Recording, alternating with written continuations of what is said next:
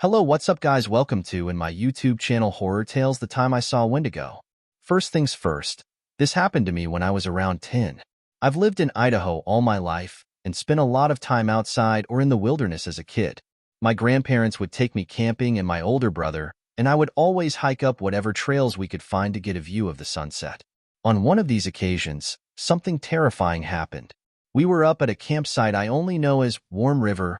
The river there never freezes over, and my brother and I were on a regular evening hike. There was an old tunnel bored through the mountain at one part of the trail, probably an old train tunnel, and we were walking through it when I heard something I'll never forget. After walking through probably 2/3 of the way through the tunnel, I heard a terrible screech at the end we entered through. The screech wasn't like anything I've heard before. I've heard the screams of animals on dark and windy nights. I even think I've heard Bigfoot calls a few times, but never the metallic, grinding screech I heard that day. The point is, whatever the sound was, it did not sound natural in any capacity. I probably jumped 5 feet in the air when I heard it, and my brother shouted a few choice curses before shooing me quickly to the exit of the tunnel. At this point, my brother decided we should just continue walking and head back after whatever made the noise hopefully cleared out. We didn't have any firearms on us, so I was pretty upset. My brother reassured me we would be fine, and we made the walk back without incident. However, I didn't get any sleep that night. Whether it was the thing that screeched at us or just my imagination, I heard things moving around the campsite the whole night, as well as whispers echoing through the darkness outside the trailer. I woke my brother up a few times to check out what it was, but he refused each time, telling me that it was probably just other campers staying up late and enjoying themselves. The rest of the trip was pretty normal. We packed up the following day, and my life continued as normal. I was disconcerted, but chalked what happened up as a harmless event that I must have been exaggerating in retrospect. A few weeks later, I went up to Pine Basin, an old ski lodge my family rented each year for family reunions. Here I would mess around with my cousins, our favorite activities being night games. We would play hide and seek, a game called Ghosts in the Graveyard, and other games like that. On one instance, I was chosen to be the seeker for a hide-and-seek game. Because I was one of the younger cousin, I got a flashlight as an advantage. Normally, all the younger cousins hid close to the lodge, and the older cousins hid in the nearby trees or at the base of the nearby mountain. As I was searching near the bottom of the mountain, I heard a familiar whistle up the mountain a bit. We would always whistle as a hint at our locations. It sounded like someone was hiding way up near a tree known as the underwear tree. You can guess why. So I began trekking up toward the whistle. As I climbed closer, I got an uneasy feeling in my stomach. I continued on wearily and convinced myself that I would be fine. I hated walking in the night alone, but figured whoever I find would walk me back to the lodge. As I neared the tree, I noticed that it was deathly silent. This alerted me that something was very wrong, because you could always hear the adults having fun back at the lodge. I was anxious to hurry back, so I called out, "I found you, Scott." I thought the whistle was my older cousins. "Come back down with me." I got no reply, but I wasn't planning on waiting. As I began walking back down the path, I heard a voice call, "You almost had me." So I ran back up to investigate. I flashed my light in the branches of the tree and saw a monstrosity that was not my cousin. It looked like a poorly drawn stick figure made into a human with its emaciated figure and lifeless eyes. I remember its face looked like the skin on its head was being pulled from behind. It had torn and stretched features. As soon as I saw the creature, I screamed, dropped the flashlight, and ran back to the lodge. The entire time I ran, I was overcome by an overpowering smell, and I could hear the thing running after me. As I approached the camp, I saw a few people, my cousins, at the bottom of the mountain waiting for me. I was crying and shaking, and they took me inside. I told my dad what happened, but my cousins all said they didn't see anything following me. The adults kept us inside for the night, and I kept hearing sounds drifting in from the mountains. I never played night games after that happened, and was always terrified that my cousins wouldn't listen to my warnings. Ever since that night, I have always felt uneasy up in those mountains. I used to be really religious and figured it was a demon of some kind trying to kill me or something like that, but those mountains have never felt the same after that incident. A few years ago, the game, Until Dawn, became really popular, and I watched a walkthrough of it on YouTube. When the Wendigo first appeared in-game, I got chills down my spine. It was exactly what I saw, and I did a ton of research on them. I figure someone must have gotten snowed in at that old lodge and resorted to cannibalism, but that doesn't explain what happened at Warm River. I still hear that screech from time to time. It never occurred to me until watching Until Dawn that they might be from the same thing, and it scares the hell out of me every time. I heard it earlier tonight, and that's why I decided to finally write my story down. I helped a wendigo, and I regret it all. When this happened, I was living in a small town with lots of forest nearby. It was small, and everybody was friendly with each other, living in an area where everyone knows everyone. My ma and pa didn't really take stranger danger seriously. Don't hop in a stranger's van, don't take candy from people you don't know well, is the most I was told. Being young at the time I was taught this, I wasn't told why. I wasn't told of how monstrous humans could truly be. In my innocent mind, I saw no reasons for a person to want to hurt others. I believe this for most other creatures too. I wasn't afraid of animals or insects. So, it was no surprise that this would have happened. Seeing how stupid I was. It was in early spring, and I was going for a usual walk through the neighborhood and into the local woods. Admiring the flowers and listening to the birds' calls, I was drawn further into the darkness that was that fucking forest. Soon, I didn't even know where I was. The trees weren't familiar. I was deeper into the woods than I'd gone before. And just before I traced my steps back home, I heard something. Help. The voice was dry, raspy, and quiet. It sounded strained, like whoever was speaking felt pain to do so. I turned back, trying to find out who or what was calling for me, although my innocent mind was certain it was a person. Over here. I followed the voice and soon found the creature in front of me. Its long limbs wrapped in the thorny brambles it was trapped in, its face covered by its long, blood-soaked hair. Please, help me, child. Despite what I wanted to do, my gut told me not to go closer to it. It was dangerous. I ignored the feeling. As I tried to remove the brambles from the creature's body, I only succeeded in cutting my hands. I can't get you out, I sadly told the creature. Try harder. You don't want me to die here, do you? It shook its head, removing the few vines I'd managed to pull off its antlers. Of course I don't want you to die. I then remembered my mother's pruning shears. I'd seen her use them to cut plants before, so they should work, right? It'll be right back. I can get some tools to cut you free. As I got up to leave, it grabbed my leg. Don't go. I'll be lonely. We can free me later. The creature pulled me back down to the ground. I stared at it again, noticing all the bones poking through its skin. That's all it really was. Skin and bones. Breaking the eerie silence, it spoke again. My name is Inoki. What is yours? I didn't hesitate to respond. I'm T. After that, we started to talk more. Until the sun started going down, then I went home. That night I stayed awake in bed, wondering about my new friend. How did he get stuck there, anyway? The next day, I brought the pruning shears, and with some effort, I removed the brambles. Inoki never thanked me for the help. He just tried to stand up, but he was too wounded to move. I innocently asked, "Do you want me to go get my parents?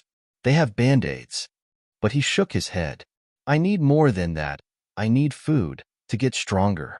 And so, I ran home and got some food. Mostly biscuits and some bread. I can't eat that. He turned away from the food in disgust. What do you eat then? He looked around, and then pointed at a small bird. It had gotten tangled in the nearby brambles. It was thrashing around, trying to get free. Go get that for me. I remember feeling scared in that moment. I loved birds. Whenever I found a wounded one, I'd try to take care of it before my pa would take it to the vet, while secretly just putting it down. But without even realizing what I was doing, I'd already removed the bird from the brambles. I watched in horror as Inoki ate the poor thing. He didn't seem to like it, but he did anyway. I kept visiting him every day, bringing him more birds or other poor animals for weeks. He was looking better each day, yet still bone-thin, until eventually I came to him with another bird. He wasn't sitting in the place he always sat. I called out for him, but he didn't come. Then I heard the trees above me shake. I looked up, just in time to run as it jumped down and chased after me. It caught up to me in no time. It had longer legs and was faster, and it grabbed my leg and its claws sunk into me. I screamed. I screamed and screamed until half of the local neighborhood came running into the woods. One or two even had guns, but Inoki got away before he could be killed. I never set foot into the woods again. After I was patched up and told my story to the local newspaper, I was told about what Inoki really was. A wendigo. I was told I was goddamn lucky to have gotten away, but stupid to have even helped him. My parents moved away after that, and I was properly taught about stranger danger. I hunted the wendigo that ate my sister. Last summer, my younger sister went missing on a camping trip with friends. She had just turned 20, and we had started to drift away from each other. I'd gotten busy focusing on my own life. I left the country for a new job.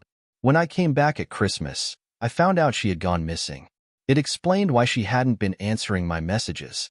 I didn't understand why no one contacted me about her disappearance. The police claimed to not have my new number and didn't have access to her phone. I was certain her friends didn't want me knowing because they had time getting their stories straight. I asked for a leave from work to track down those 4 friends. They all claimed that she had gotten up in the middle of the night to go to the washroom, and no one noticed she hadn't come back until the morning. I didn't buy it. They all said a slightly different location from where they camped that night. None of them gave corroborating details about the campsite. One said they used logs for seats. Another said the entire area was clear. They were lying where they had set up camp, and it caused the search team to be looking in the wrong place. I passed along the information, but since it was still winter, the rangers couldn't search the forest. They promised when the weather got better, they would try looking in other popular camping areas in case the 4 just got confused. Her friends smartened up and refused to speak with me. Threats of lawyers started. I couldn't do anything else but go back to work and wait till spring. I got the call at work that she had been found.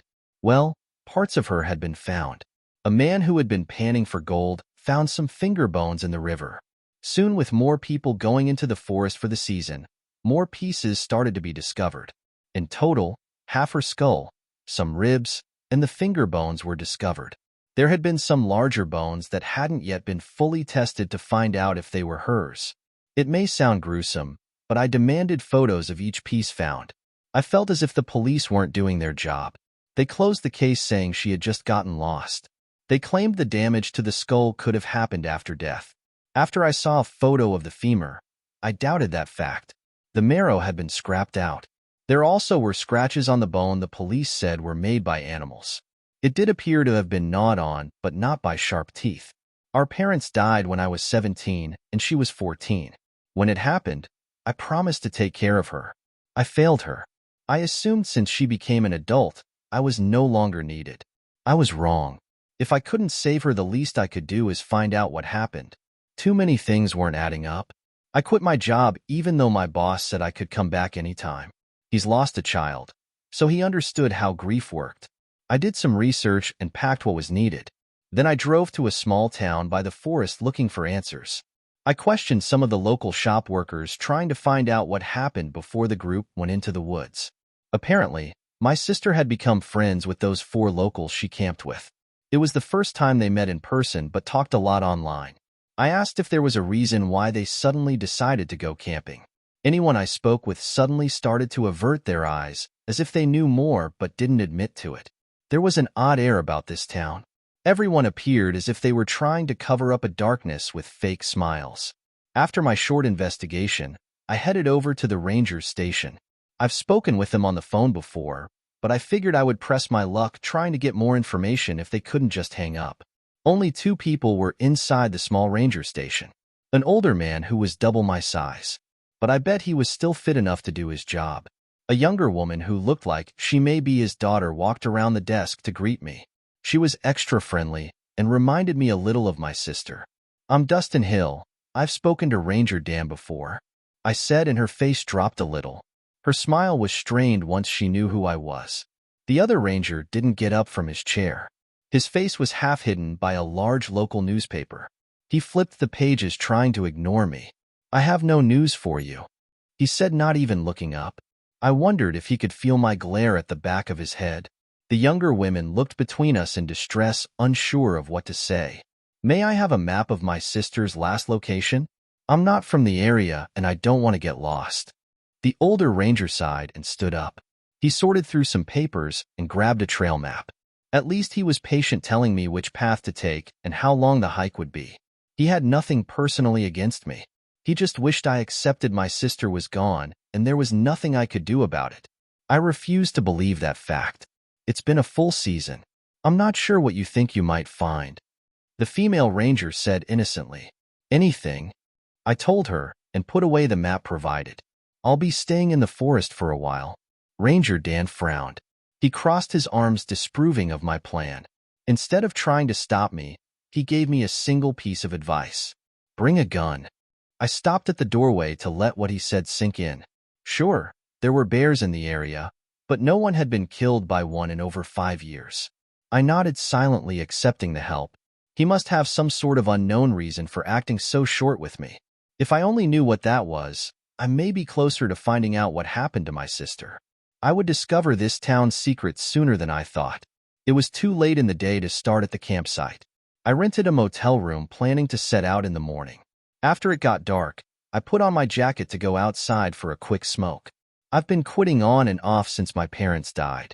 A figure pacing out by my window was also the reason why I decided to head outside. I startled the female ranger from earlier in the day. She had been trying to work up the courage to knock. She almost left when she saw me. It took her a moment to collect herself.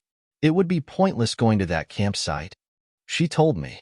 It is because my sister was never there? I asked her. Her lips tightened, showing that was the truth. She chewed on the inside of her cheek, not wanting to continue speaking.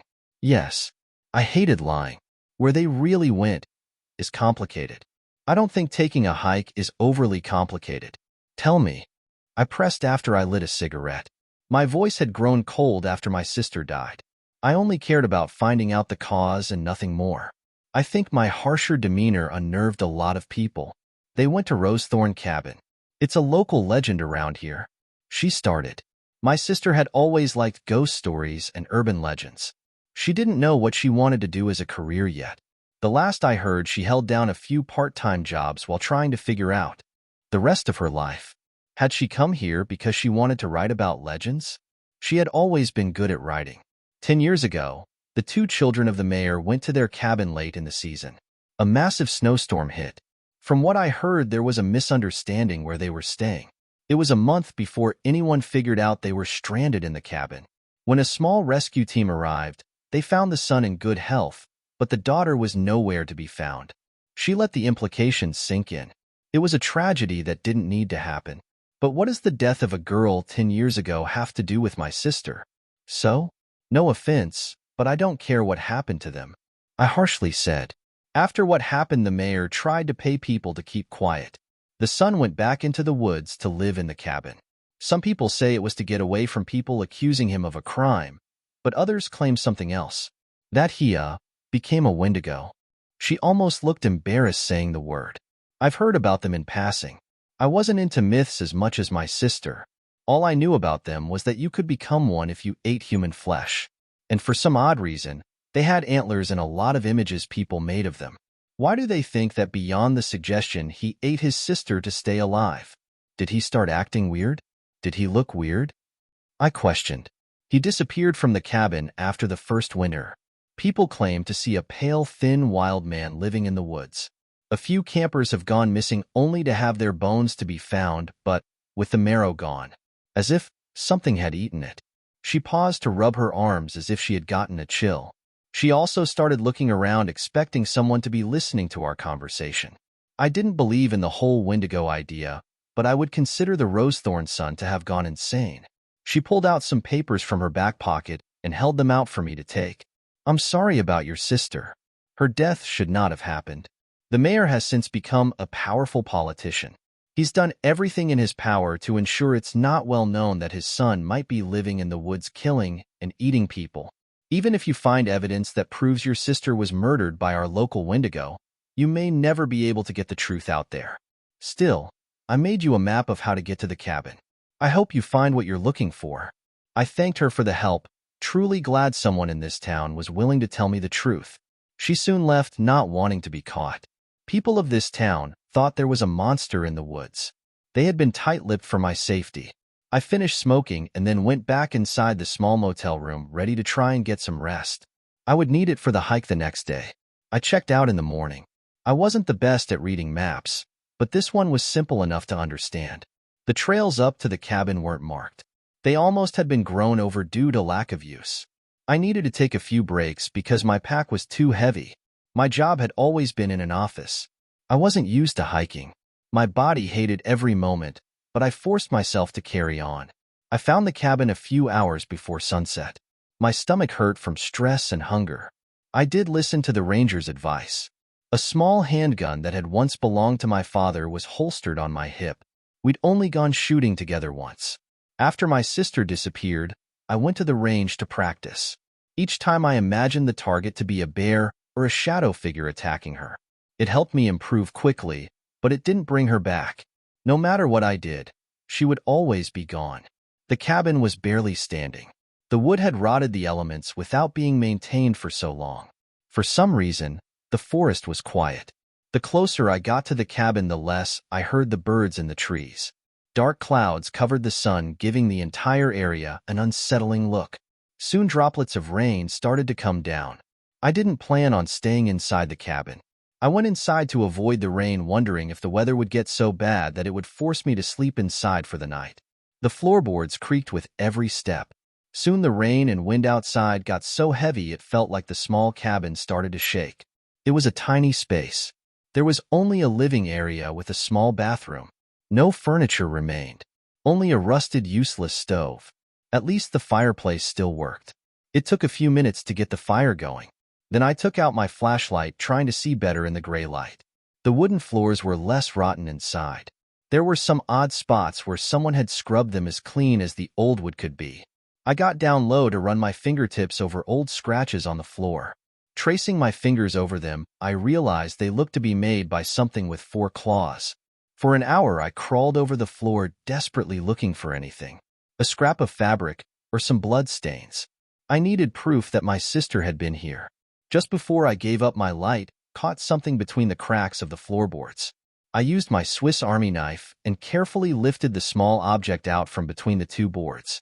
When it was in my hand, my heart nearly stopped from pain. I held a small silver letter charm. When my sister graduated, I bought her a bracelet that you could add charms to. The first one was an L for Lexi. She hated going by Alex, but as a big brother, I used her full name to annoy her. I gave her the bracelet to apologize for not respecting her name and promised to be better. I expected to get emotional finding something of hers. I'd been almost numb since I heard about her disappearance. Even thinking her name almost felt to be too much. But now, I only felt a deep heat inside my chest. The charm was put away somewhere safe. I didn't care if whatever was in the woods was a wendigo or a guy who just lost it. I was going to kill him. The storm outside picked up. At some points, the thunder and wind made the entire building tremble. I didn't want to be inside if the roof came down, but I wouldn't be able to see if I went outside. My stomach was too stressed for dinner. For hours, I sat facing the door with a blanket to try and keep away the early spring chill. I planned to stay out here for as long as my food held out for. I didn't need to wait that long. When the storm started to die down, an odd smell came into the air. I buried my nose in the blanket, trying to avoid it. It grew so strong my eyes started to water before I started to get adjusted to it.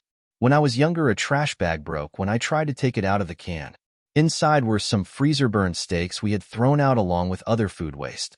This smell was similar but much more pungent than days-old rotten food sitting in the summer heat. Since the rain died down, I could hear the footsteps from outside getting closer to the door as the smell grew. My fingers tensed, ready to draw my weapon. So very slowly the door started to open, creaking as it did so. A tall, thin figure took a single step inside the cabin. My eyes had long since adjusted to the dark. Because of this, my body froze in fear seeing what had just entered the cabin. He wore scraps of dirty, stained clothing. The lips were torn away, revealing pale gums. This person had no muscle mass and looked to be a walking skeleton with a thin layer of skin clinging to their bones. Long, dirty fingernails gave the bony hands a dangerous appearance. For a moment, the eyes appeared to glow white, causing my heart to skip a few beats. When it met my eyes, it smiled and inhaled a rancid breath. I snapped out of my trace. Within a second, I threw off the blanket and started firing. Even in the dark, I should have hit him at such a close distance. I lost count of how many times I pulled the trigger. Dark blood that appeared black poured from 3 bullet wounds on its chest, and yet those long legs covered the distance between us, showing not an ounce of pain. It fell on me. I kicked, threw punches, and did everything I could to get that vile creature away. To my horror, it started laughing. My arms were pinned down by strength it should not possess. I've never felt so scared and helpless before. You smell like her. A low voice rasped. I felt as disgusted as I was angry. I hated this thing with every single fiber. Amused, he brought his face closer. The stench was almost overwhelming. Thick blood dripped onto my clothing, soaking through. Strangely, it felt ice cold. This terrifying creature couldn't be natural. Are you jealous? He spoke through rotten teeth. You loved her, and yet I was the one to eat her. To have her be a part of me forever. Don't you wish it was you? I shut my eyes, trying to force back the sheer rage. A chill ran down my back as my mind thought of something I tried to hide from. That I had nothing left of my sister. Everything she left behind didn't feel like hers. Not even the charm I found. She was gone from this world, and I couldn't seem to find anything to hold on to. A sound came from myself I first assumed was a wild animal outside. I forced everything into my arms to throw off this creature. It tried to recover and claw at my face. In my fury, I lashed out and bit down so hard on one of its fingers that my teeth ripped it off. I spat out the foul thing, the blood almost like acid in my mouth. He reeled back in pain long enough for me to grab the blanket. In one swift moment, I tossed it over the creature's face, blinding it long enough to grab the pistol I had dropped in the earlier struggle. Pressing it to the creature's skull under the blanket, I fired until it was empty. More dark blood started to soak the material. With burning lungs, I crawled away, waiting for the thing to move again. Surely it was dead. It needed to be dead. And yet it sat up, black stained blanket still over its face. Was I just seeing things? Do you still love her? It spoke in a garbled voice. Shut up, I hissed. She's still here. It raised pale, thin arms as if trying to offer something. I shook my head, trying to refuse what I was seeing. I love you because she loved you. I took her into myself. We can all be together. Don't you want that? Rage boiled over. A heavy-duty flashlight sat waiting on the floor next to my pack. I grabbed it in a blind rage. The first impact against the creature's skull painfully ran up my arm. After that, I don't remember much. Not how many strikes I brought down. Not when the flashlight broke and when I switched to my fists. Or when I broke my fingers from punching down as hard as I could. All while that monster laughed. I eventually collapsed. Body and mind were thin. When I woke, the light of dawn crept through the dusty windows. For a moment I thought what happened had been a dream. When I sat up, I found the beaten body of the creature where I left it. I considered burning down the entire cabin with the body inside. My hands were so ruined from the beating that I couldn't light a fire. Instead, I dragged the body into the woods and then kicked leaves to cover as much of him as I could. When my hands were covered, I was coming back to set a much-needed fire. The hike back was brutal. Either I hid my broken hands well, or the owner of the motel didn't care. I knew I couldn't go to a hospital for my injuries. I just collapsed in the motel bed, trying to fight back the pain long enough to rest. A few hours later, a knock at the door dragged me from my nightmares. I almost didn't answer it. Just in case there was something wrong with my credit card, I opened the door wondering if I was going to be kicked out. Instead, Ranger Dan was on the other side holding a first aid kit. He silently walked inside. I let him work on the cuts and broken bones, and was relieved it wasn't as bad as it felt. There were 2 sons, you know. He started not looking up from his work. The oldest son wasn't at the cabin with his younger siblings. He blamed himself for what happened and killed his younger brother. Then, the strangest thing started to happen. He grew sickly and distant. Soon, he left town for the cabin where his sisters had died. We all knew something wasn't right with him, but we didn't know how bad it was until the bones missing the marrow showed up after some hikers disappeared over the years. I chewed on my cheek, tasting blood. These people had known for years about the monster in the woods, and they had done nothing. My sister, my dear Lexi, was dead because of that. I sat grinding my teeth in silent anger. Are you heading home or somewhere else? The ranger asked in a serious voice. At first, I didn't know what he meant. I had killed what took my sister away, but I didn't feel as if I had a home to return to. It would be impossible to just go back to my regular life after this. He spoke again, and his next question made my body turn cold. Are you hungry? I was starving, which was to be expected because I hadn't eaten much in almost 2 days. This hunger was different. It hurt so deep down inside it should be impossible. Like a black hole had opened in my stomach. Why did you never kill what was in the forest? I asked in a shaking voice. For once, he answered my question. It can't be killed. He finished up his task and left the room, not even looking back. Once he was gone, my body started to shake. I was cold. So damn cold. No amount of hot water from the shower helped. Something was wrong with me, and I didn't want to admit it. I'm going back into those woods. I need to burn a wendigo. But I didn't want Lexi to have died without anyone knowing what happened to her. I may not be able to come back out of those woods. Honestly, I would like to believe my mind snapped from the intensity of what happened. But didn't people say crazy people don't know they're crazy? I knew the vast empty hunger was insane. I knew this cold running through my body wasn't natural. And I know sane people don't start chewing layers off their lips. I'm scared of what I'm becoming. Crazy or a wendigo. Either way, I love my sister and fire should solve this problem before I pass it on to someone else. I think I encountered a wendigo. My wife and I have been running the rat race for years, with a family, a house in the city, 2 dogs, a cat, the stereotypical American dream. But the city took its toll, the neighborhood got worse, the crime rose, and we found ourselves looking for a way out. Our opportunity came when I was offered a new job out of state. It was a great career move. But we didn't want to move to a new city just to have the same problems again. So we started looking around and found a great mountain community about an hour and a half from the job and a great ranch-style house with a big back porch, windows everywhere, and a lot of property. The backyard has a big grassy area and a creek that cuts the property in half, then acres of woods beyond. It's huge. The house is more than twice the size of our house in the city. It's all updated and has no neighbors within a mile. It's a radical change from the life we lived in the city, but best of all, it was less than half of what we were paying for our old house.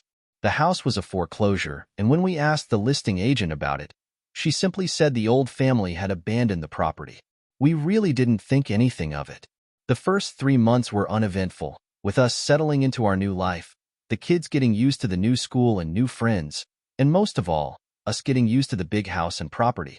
But then the weather turned cold and things started to get weird on the property. It started with noises from the back property, things we chalked up to being in the woods. Then the motion lights around the house started going off randomly. Once again, we just chalked it up to being in the woods. But last night, it all changed. Last night was the most terrifying night of my life. One of the dogs was at the back door whining and scratching. I assumed he needed to go to the bathroom, so I grabbed my flashlight and walked out the back door. Instantly, something felt off. The dog bolted for the back property, growling and snarling. It was a cold night, about 30 degrees. But the dog plunged straight into the creek and out the other bank, running off into the woods in the back of the property. Flashlight bouncing, I ran after him, calling his name. I got to the creek and made my way across the makeshift bridge, trying desperately to follow him. I could hear the dog still growling and barking from somewhere up ahead, and I pushed further away from the safety of the house and deeper into the woods. That's when I heard it. A shriek like I've never heard before in my life. It was a mix of a moaning wail and metal on metal. It echoed through the trees and froze me in my tracks. My dog bounded its way back to me and cowered down behind me. I turned around and could just make out the warm glow of the house behind me and the cold dark ahead of me. I swung my flashlight around wildly looking for the source of the noise. And that's when I heard an even more terrifying noise. Out of the cold silence, my wife's voice floated all around me. "Babe," the voice called out. I whipped back around and could just barely make out the image of my wife, safely inside our house. The voice called out again. "Babe, I'm right here," came the voice from deeper into the woods. Then came another voice, just as clear as the other. It was my dad's voice. "Come out here," it called. I swung the flashlight around again, and this time caught the briefest glint of light bouncing off of eyes. The creature was in my beam of light for barely a second, but it was tall, maybe 6 feet, and ashen white. It had long, spindly fingers that grasped the trunk of a pine tree, and then it was gone. I turned back and ran towards the house. I ran headlong into the icy creek and stumbled. My dog ran past me, making it back to the yard and up to the porch. I dug my hands into the freezing, muddy bank and pulled myself out, not stopping to look back. When I reached the porch, I scrambled inside. My wife ran over to me, asking what had happened. I just shook my head. I'm not certain myself what happened. I had a growing sense of dread tonight as the sun began to fall. We kept the dogs inside, and I haven't dared to look out the back. But as I sit here typing, one by one, my motion lights in the backyard keep going on. This is how you kill a wendigo. My twin sister Janessa was murdered at age 16. I witnessed it like a coward from atop a tree in the forest where it happened. I'd actually blacked out the memory for a while. I knew she was dead, but I couldn't remember how it happened. It wasn't until I tried therapy that it slowly came back to me. I was also reminded of how much my parents used to fight. Our family was planning on a camping trip the day before my sister's death. Before leaving, my parents erupted into another massive fight. Janessa and I had been looking forward to the trip, and once again our parents' awful communication skills was ruining it before it even began. We snuck out of the house and took a lift to the forest. We left our phones at home, not caring whether our parents would be worried sick. We enjoyed ourselves the first day. I set up our tent, made a fire, had s'mores, and did all that stuff one typically associated with camping. The next morning everything changed. I woke up alone in our tent. Outside, I hear my sister talking to someone. Inquisitive, I opened the tent and saw someone sitting at our now-out campfire who looked just like me. The figure transformed as soon as Janessa realized it wasn't me. Together, we ran off, that thing rushing after us with heavy steps. I was faster than my sister and a bit more athletic. I grabbed onto a tree branch and climbed up a tree. Janessa was not so lucky. I watched it happen. I watched that thing tear my sister to pieces. I'm still haunted by her screams. I also understand now why she always appears badly mutilated in my nightmares. I stayed up in that tree overnight, my sister's corpse lying in the leaves, her remaining eye always staring up at me. While in therapy, there was a moment when I suddenly recalled the hallucination I had the morning after my sister's death. I thought I saw her corpse clawing at the tree where I hid. She wanted me to come down and join her. It caused me to panic and cry out. A couple of men who had been camping in the area heard my screams, and at last I was rescued. My parents don't argue anymore. I hardly see them at all anymore since my sister's death. We're an upper-middle-class family. Over the last couple of years, my parents have frequently gone on vacations. They don't tell me where, and I never ask. I usually just wake up and find out they've left yet again. I'm out of high school now, and I have no career path yet. I've only really had one thing on my mind since I remembered what killed Janessa. Now I'm returning to the forest where she died. Now I'm going to go after the thing that killed her. I've been preparing for this, and if it is a wendigo like I've suspected, then I'm more than ready to take my revenge. This is how I'm doing it. I took a lift again. Had the driver known what I was carrying in my bags, I doubt they would have let me in.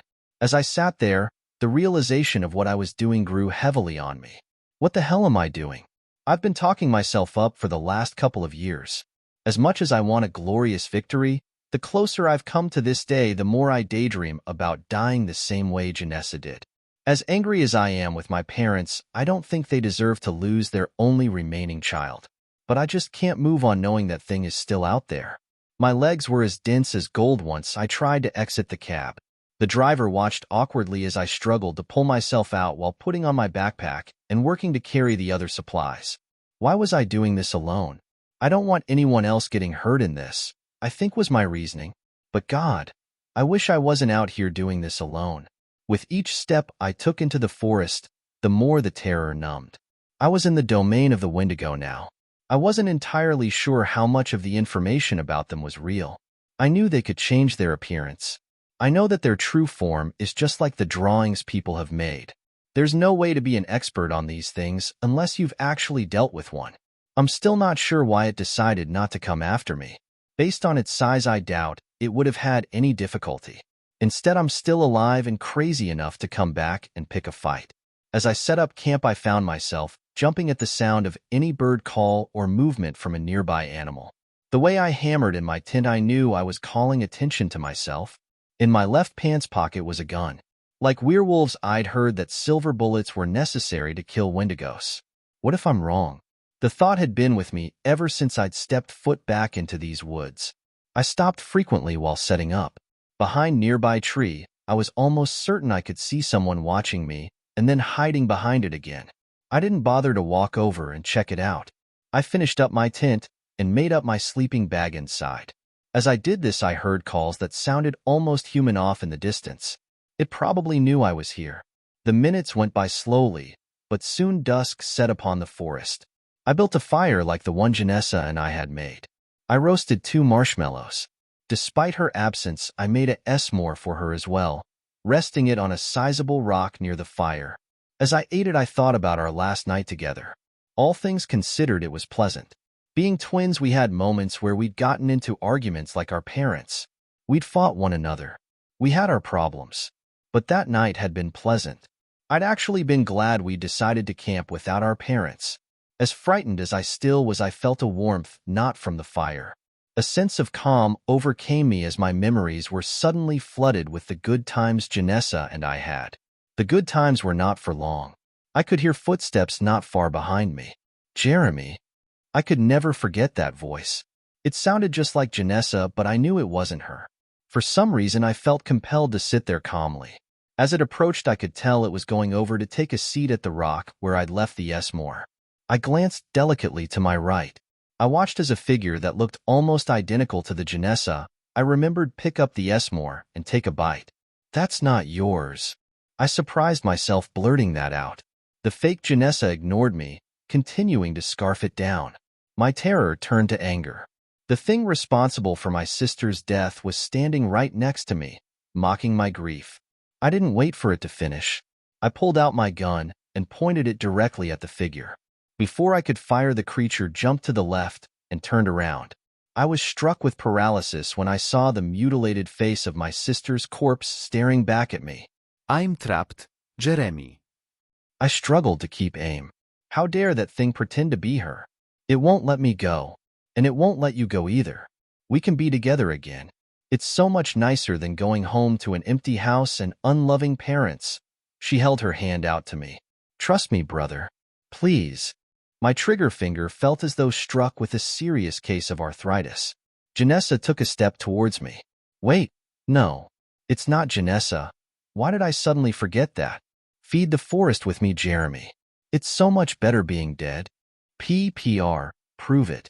At last I pulled the trigger. The creature hollered in pain as it fell to the ground. I'd hit a lung, which wouldn't be enough. I aimed the gun at its heart, but failed to pull the trigger as it rolled over and jumped back to its feet. Within seconds, it transformed from a corpse of my sister to its massive, dark, skeletal form with massive antlers. My mind was caught between fight and flight. I stood there aiming my gun, but desperately wanted to flee. As it rushed towards me, I chose the later option. I rushed over to the bag I'd left near the tent. Inside was a weapon I'd built myself. As I rushed over, I could tell I wasn't going to be able to outrun it. I fired another shot. The bullet lodged itself inside the neck of the beast. It cried out once more, buying me a bit of time to get to the bag. Why did I have it zipped up? As I tried to open it, the wendigo rushed towards me again. Just like on the day of Janessa's death, I ran from the campsite, further into the forest. History was repeating itself. I was going to fail to avenge my sister. My parents were going to lose their last remaining child, all because I couldn't let this go. After at least several minutes, I'd somehow managed to keep outrunning it. I refused to slow down and look behind my shoulder. As I kept running, I noticed that I'd gone in some sort of circle. Up ahead of me was the campsite. I had a chance to grab the bag and pulled out the weapon. The closer I came to the campsite, the louder the wendigo's footsteps became. I could almost feel the wind as the creature tried to claw at me. Once I reached the campsite, I put my hand out, clutching the bag. It felt like almost too great a risk to put my gun back in my pocket, but I needed free to pull out the weapon. I managed to do just that and used my left hand to pull out a long metal spike. I'd built it in such a way as to have the spike shoot out at the push of a button. The wendigo wasn't going to slow down until it had me. I had no choice. I had to turn around. I had to have perfect timing. I had to collect my debt from the creature that took my twin sister. Chew on this, you son of a bitch. I turned around, pressing the button that shot the spike out. Less than a foot from my face was the wendigo. Its cries so loud my ears hurt and began to ring. I'd done it. The spike had pierced the heart. Silver. Weakly the wendigo tried to swipe at me, but somehow lacked the strength. The next part was a gamble. I pulled out my gun and shot it in the head. It wasn't going to be enough to end the wendigo, assuming what I'd read up was correct. I rushed back over to where I dropped my bag. Inside was a silver axe I'd also designed myself.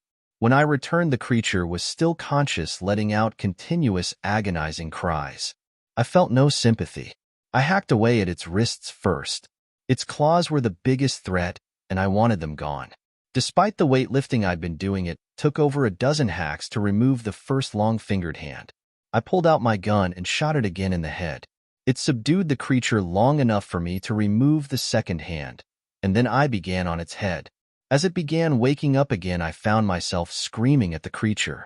I demanded it stay dead, calling it every insulting name that came to mind.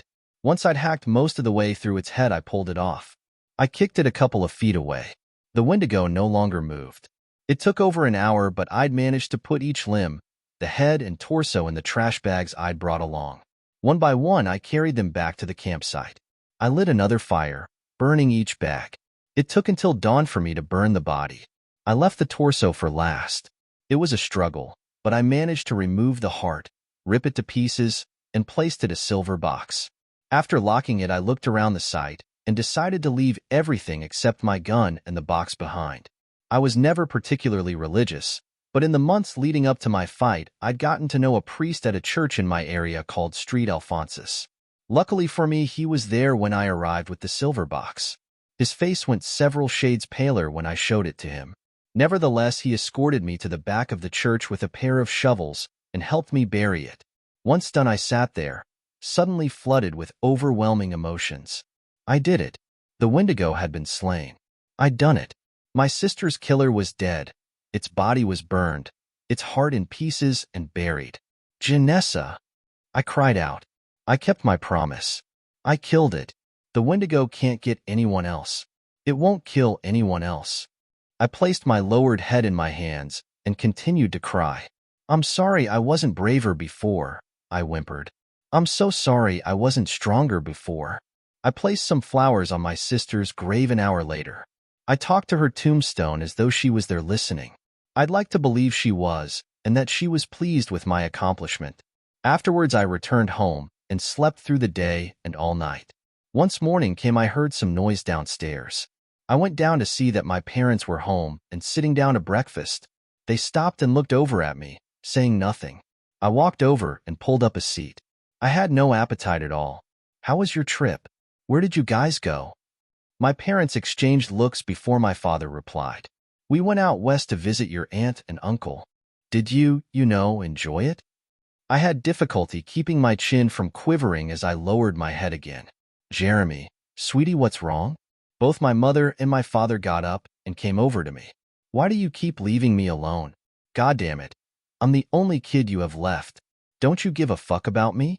They hugged me tightly, offering apologies. I could have sworn I felt another pair of hands on my shoulders. Their light touch was the most comforting of all. I really hope Janessa is proud of me. But a new task was ahead of me now. A harder task, perhaps. I was going to have to figure out how to reconcile with my parents. Our family had been broken long before her death. We'll never be whole again, but I know with some effort we can be better than this.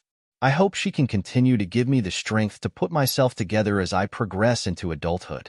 Not sure if it was a wendigo, but something odd happened. When I was 8 years old, both of my parents worked full-time. My dad was predominantly on third shift at his job, and my mom was an elementary school teacher. We lived literally right up the road from my grandparents in a very small town. It was getting close to my 9th birthday when I contracted strep throat and scarlet fever. I was severely sick, could barely speak, had the first case of cold sweats that I remember in my life, and could barely pull myself out of bed to even use the restroom. I was absolutely miserable, and of course, being as young as I was, I didn't take the pain very well. My poor mother was at a loss of what to do with her working and my dad needing to use daylight hours to sleep. The first day I was sick, perhaps it was a Tuesday, my birthday would fall on a Friday. My dad stayed up most of the day with me, made me food, let me sleep in his lap on the couch, wiped my forehead down, made sure I took my medicine, etc. But on the second day, my grandmother had called and offered to let me stay at her house so my dad could sleep. He said yes and woke me up around 7 that morning to drive me up to her home. My grandfather also worked at this time too, so he was already gone to work when I arrived there. I don't remember too much of the early morning. I probably just slept in my grandmother's bed, tossing and turning when I'd wake up feeling extra bad. She encouraged me to swallow my awful-tasting medicine, a little more gently than my dad did. She did fix me some tomato soup to try and eat, and it was the first time since I'd gotten sick that I had an appetite. I should mention my grandmother had this cute Yorkshire Terrier named Samson. He was very docile, not like the usual annoying, barking all-the-time terriers. Samson came into the room and curled up next to me as I dozed.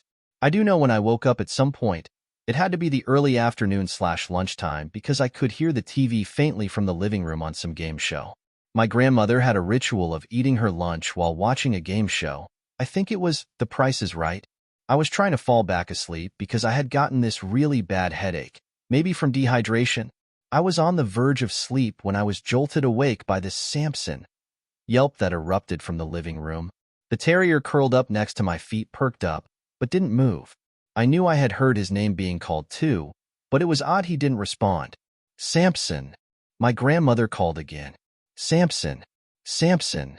The dog still didn't run out of the room to her. I was confused, as he was so obedient to my grandmother. He was almost frozen, staring at the cracked open door but making no attempt to go to her. She called, Samson, maybe 3 or 4 more times. Then I got annoyed. I remember flinging the covers off of me. Of course my clothes are sticky with sweat, and I just generally feel uncomfortable and groggy. I stumble out of the room wiping my eyes, asking Grandma, do you need Samson? He's in your room with me. I'm in the living room, and I have to do a double take. The TV is still on and blaring. There's a bowl of soup sitting on the coffee table and an open Pepsi next to it, but my grandmother isn't anywhere in the room. Maybe she's in the bathroom? I crossed the room and went past the kitchen, empty too. I got to the bathroom door, which was shut, and knocked. Nothing. I then opened it. No one was in there. The house is empty. It's not a huge house either. I've covered all of the rooms.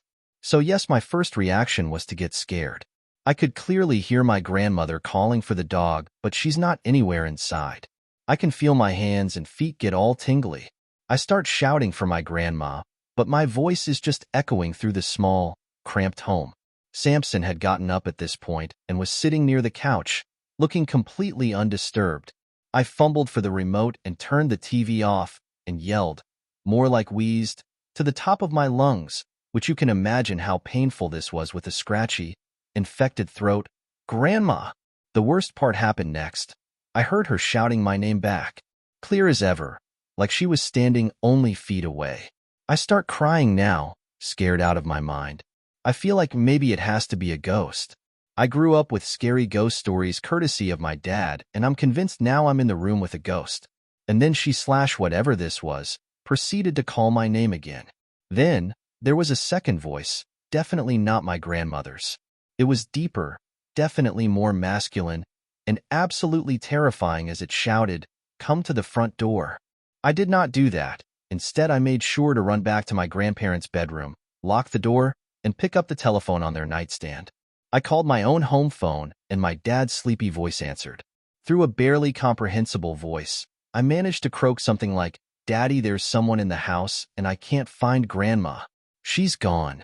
My dad, of course, said he jumped out of bed, grabbed his Swiss Army knife he kept in a drawer next to the bed, and ran down the road to the house in his PJs and bare feet.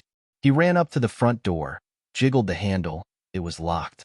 So he made his way around, and since he knew the garage code, just punched it in and got inside. A quick sweep of the 3 rooms of the home showed no one was in there. It's not like there was really anywhere to hide. I ran out of the room once I was sure he was there, and began bawling in his arms. He kept reassuring me there was no one here, and then asked if I did know where Grandma possibly was. I said I hadn't, and explained I'd woken up to her calling for Samson, but she hadn't been anywhere there. This was back when cell phones were definitely around, but there were no iPhones, and my grandparents certainly wouldn't have been buying them anyway. My dad had one, but not on him at the time. I could tell he was trying to keep calm, so he just said we would need to go back to our house. I was sure he was probably going to call the police at that point, just because my grandma still hadn't popped up and her car had been in the garage when he got in. If she'd left, she'd gone on foot. We hadn't even made 2 steps out of the driveway when from my grandma's neighbor's house, my grandma was strolling out, chatting to the neighbor. She saw my dad and then me, crying my eyes out, and immediately ran over to see what was wrong. She was super apologetic. She said she'd stepped out right when she'd heated up her soup to go see her neighbor, who'd called about looking at something my grandma was going to buy. My grandma had figured I was asleep, and she'd only be gone for 10 or 15 minutes. At first, people may have assumed I was feverish, therefore delusional, but I still stand by what happened. I know for a fact I was definitely alone in the house, save for Samson, but the voices I heard were real. For a while, I was hesitant to go back to my grandma's house, because this happened in the middle of the day. I later read stories at school about wendigos, or creatures that would disguise their voices to lure people. This was the closest explanation I could ever form about what I heard. I never shared to anyone that I thought it was for sure a wendigo, and chalked it up to maybe just a ghost. I'm close to my 20s now. Last year was the first time I shared this story fully to my grandpa, who used to just say the fever must have made me had bad dreams. We were sitting on the front porch of the house, smoking cigarettes and exchanging anecdotes. When I finished telling him, for the first time he looked sort of disturbed about it. He finally put his cigarette out and just stared out into the road. Then he cleared his throat and looked over at me. "You know," he said slowly, "some funny things used to happen around that time. In the middle of the night, I'd wake up to take a piss or something. When I'd first sit up in the bed, I could hear your grandma sleeping away, snoring." He chuckled, but his face grew serious again. "Anyways, I'd always hear her calling for the dog." I tried to remain looking calm, but my voice still shook when I asked him, "Even when she was sleeping? Sleep talking?" "No," he shook his head. "I heard her calling from outside, maybe the living room. I dunno, honey. She'd call for the dog, she'd call my name. All while she was really sleeping next to me, sleeping like a baby. Have you ever told anyone?" "No, I don't want to scare her. She's real scared of ideas like ghosts and stuff. That's why when you were younger and that thing happened, I told her just to remember you'd been sick, fever and all, probably having nightmares." He looked gravely at me. "Don't repeat this to her, please, honey. She's really not the type to be scaring." Of course, I wanted to cry. I had this itchy, creepy feeling suddenly about being at the house. "Grandpa, do you still hear it sometimes?" "Oh yes." He was now reaching into his breast pocket to get out another cigarette. "Every night, but you just gotta remember not to do what it says. Even the dog figured it out. If it says to come to the door, you stay away from the door. If it says, I dunno, come here, you just stay still in the room until it quits calling." With that, he asked to borrow my lighter again.